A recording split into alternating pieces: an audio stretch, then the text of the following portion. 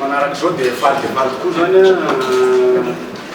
tafita amin'izany dikana manaraka zany na dia hoe mahatsisan'olona raha le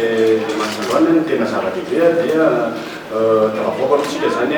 hiatrika ny dikana manaraka dia izay no mahafaly amin'izao fotoana zao. Etsakety an'ilay satria Centrafrique ane tsy ekipa madinika raha ny ankapobeny mitovy niveau amintsika izy no amin'ny filaran'ny FIFA zany no amin'ny filaran'ny CAF dikan'izay azo lazaina hoe vitanao bola kitra misy resaka vitany io vitanao atsika aloha zany no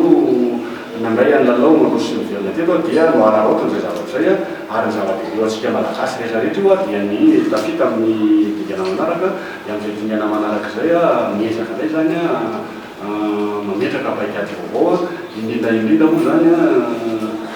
manahirana mihitsy ny mametraka paikady eto amin'ny kianjany mamasina zay rahantsika mahita fa tsy dia tena azo anaovana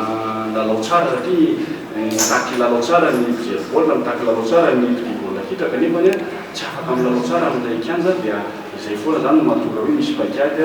tsy maintsy atao maromaro mba ahafahana hoe mametraka an'izay lalao atsika malagasy zay. Rehefa nampitaina tamin'izay raha tsy maintsy anao fanafiana totoafo ny fananana amintsika zany dia tsy maintsy mila maina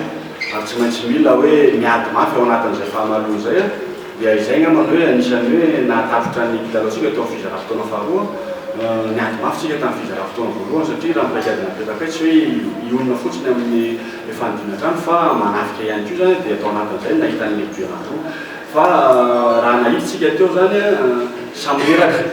na itsika malagasy na itsika Centrafrique satria zareo tena mitady an'le hoe 5 but zay moa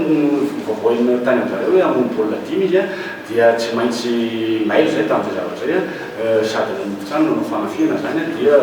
zay ny essentiel hoe tany amin'ny fizara-fotoana faharoa tsy nahita bitsony izy dia tsy azo atao tsony koa no mirotoroto miaraka amin'izay hoe fa tsy mahita bitsony le adversaire zany hoe karazana rehefa hoe efa azo antoka lay